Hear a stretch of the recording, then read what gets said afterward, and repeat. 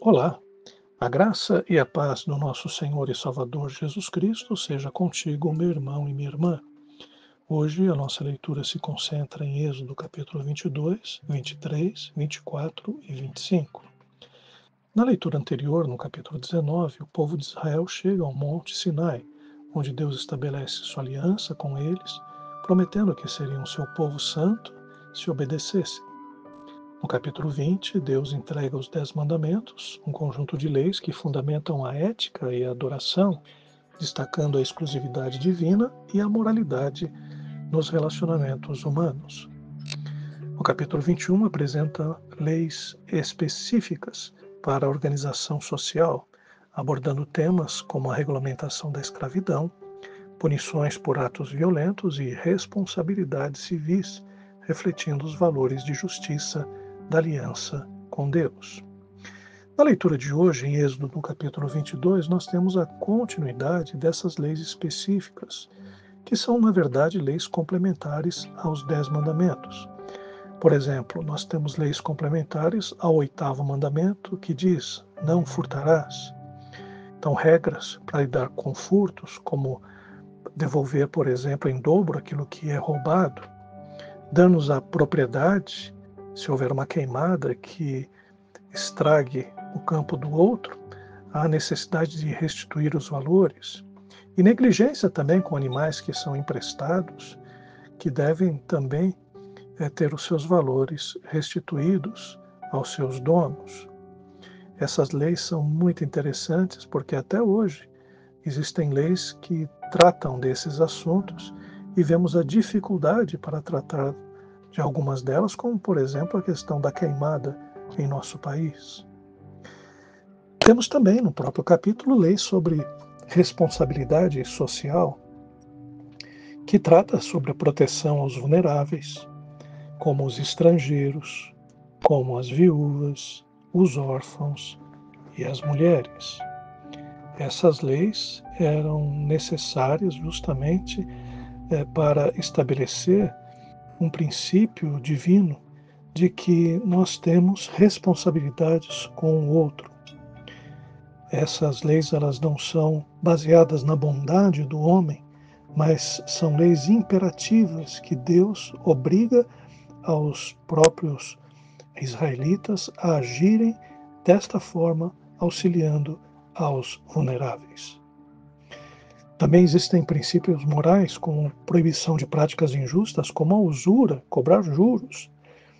A gente, na nossa sociedade, reconhece o quão é complicado, né, o juro excessivo, escorchante, e o quanto isso dilapida o patrimônio de tantas pessoas e principalmente prejudica mais aquelas pessoas que têm poucos recursos. E o texto ele mostra, né, que a relação com o outro deve ser uma relação que não seja apenas visando o lucro. Existem também, no capítulo 22, leis que exortam sobre a fidelidade a Deus, como, por exemplo, proibindo a feitiçaria, e também o respeito aos líderes. Em Êxodo, no capítulo 23, nesse capítulo, nós temos a continuidade de mais algumas leis e princípios, como, por exemplo, leis relacionadas ao mandamento sobre o falso testemunho. Então, a necessidade de justiça e de imparcialidade em relação aos casos que são apresentados aos juízes. Então, tanto a proibição de falso testemunho, como também a proibição de subornos. E há um incentivo à imparcialidade, especialmente em favor dos pobres. Também nós vemos nesse capítulo a instituição de algumas leis relativas ao culto. Por exemplo, quando se fala do sábado, novamente se estabelece o sábado como o dia do descanso, não podendo haver nenhum trabalho. Também existe o descanso da terra, depois de 6 anos, no 7º ano, a terra também deve descansar, e aqui tem um aspecto que é tanto ecológico, porque afinal de contas a terra deve se recuperar em seus nutrientes, como também social, porque a terra ela produz por si só os alimentos, e esses grãos eles servem para os pobres. Também nós percebemos a instituição das festas principais. A Páscoa, que apenas se reafirma essa festa, porque até então ela já tinha sido instituída quando da saída do Egito. Mas a festa de Pentecostes também ela é estabelecida. A festa de Pentecostes ocorre 50 dias após a Páscoa, ou é a festa das semanas, 7 semanas. E essa festa é uma festa também de agradecimento à colheita de grãos. O mesmo nós podemos dizer na festa de tabernáculos, que representa o povo que está peregrinando no deserto, mas também representa o agradecimento a Deus também pelos grãos e também pelas frutas que são colhidas nesse período. Temos promessas importantes de proteção. Deus promete enviar o anjo do Senhor para guiar Israel à terra prometida, garantindo vitória sobre seus inimigos se eles obedecerem. É importante dizer, que não houve essa obediência. Então, as promessas que Deus tinha dado ao povo de que eles teriam uma terra fértil, as mulheres também seriam férteis, isso não aconteceu em nenhum momento em que o povo estava lá na terra de Canaã. O que nós podemos ver é que a desobediência começa até mesmo antes deles entrarem na terra prometida. E ainda acerca das festas, estas festas são importantes até hoje para os judeus. Outras festas são acrescentadas, evidentemente, mas essas três aqui, elas, desde esse período, são celebradas pelo povo de Israel. E essas festas têm um significado importante para os cristãos, porque na Páscoa, Jesus Cristo, o Cordeiro de Deus, ele é sacrificado pelos nossos pecados. E na festa de Pentecostes, 50 dias depois da Páscoa, nós temos a descida do Espírito Santo, mostrando a colheita de Deus, a ação do Espírito Santo que age agora abundantemente sobre a vida da igreja. Então são duas festas aqui importantes no calendário cristão e que têm uma relação, que têm um link com o Novo Testamento.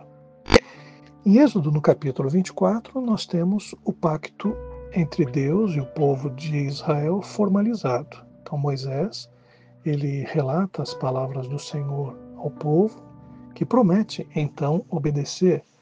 Esse pacto é selado com o sacrifício, com o sangue aspergido no altar e no povo, e também a subida dos sacerdotes, juntamente com Moisés, Arão, Nadab, Abiú e 70 anciãos, sobem ao Monte Sinai e têm uma visão de Deus. Essa visão é muito interessante, é uma visão como se fosse de um chão de safira. Safira é uma pedra azulada. Então, o que eles estavam tendo era uma visão dos céus de Deus, uma avant-première do que seria o céu. E aqui nós temos uma questão que deve ser percebida. Percebemos que Moisés é aquele que vai ficar isolado com Deus e até vai ficar 40 dias e 40 noites recebendo as tábuas da lei e instruções adicionais. Os sacerdotes, eles sobem até certo ponto, os anciãos também, mostrando aqui uma gradação, uma forma de mediação, que vai ser comum no trabalho do tabernáculo. Por exemplo, o sumo sacerdote, ele vai entrar uma vez por ano no Santo dos Santos. Como Moisés também, ele chegava na presença de Deus em alguns tempos específicos, mas somente ele recebia essa mensagem de Deus. Mas os sacerdotes, por exemplo, no tabernáculo ficarão, e também no templo ficarão no átrio, alguns deles, cuidando de alguns objetos que ali serão estabelecidos, e outros vão ficar fora do tabernáculo e fora do templo, fazendo os sacrifícios, mostrando que existe aqui uma forma de trabalho que é representada nesse capítulo. Em Êxodo, no capítulo 25, aí nós temos o início das instruções para a construção do tabernáculo.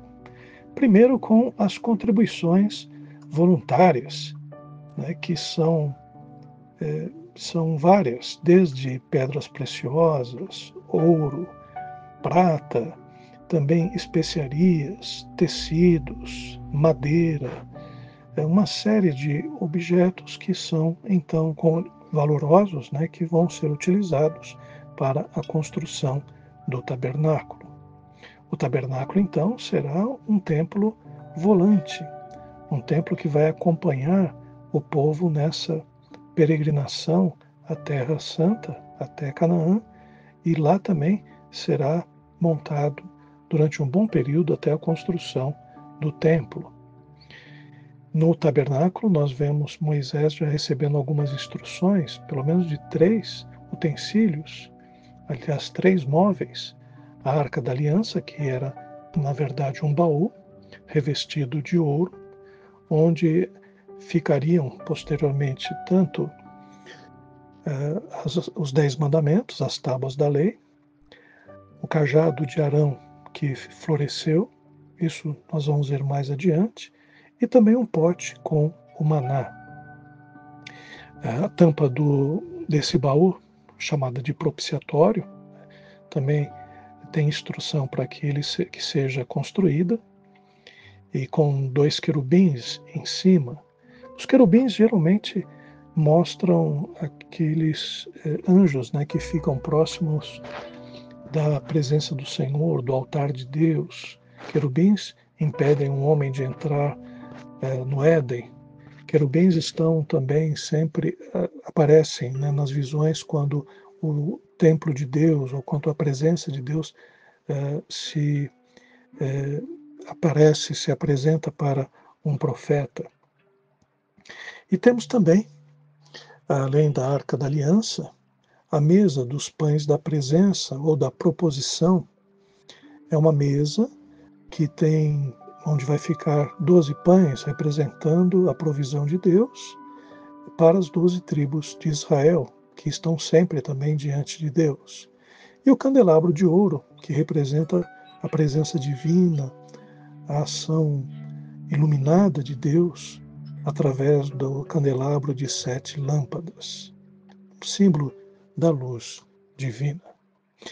Que Deus te abençoe, que a gente continue firme e forte nessa leitura das Escrituras, ainda mais recebendo, né, essas instruções aqui acerca de como eram os 10 mandamentos, das leis complementares e agora do tabernáculo. Que Deus abençoe a você.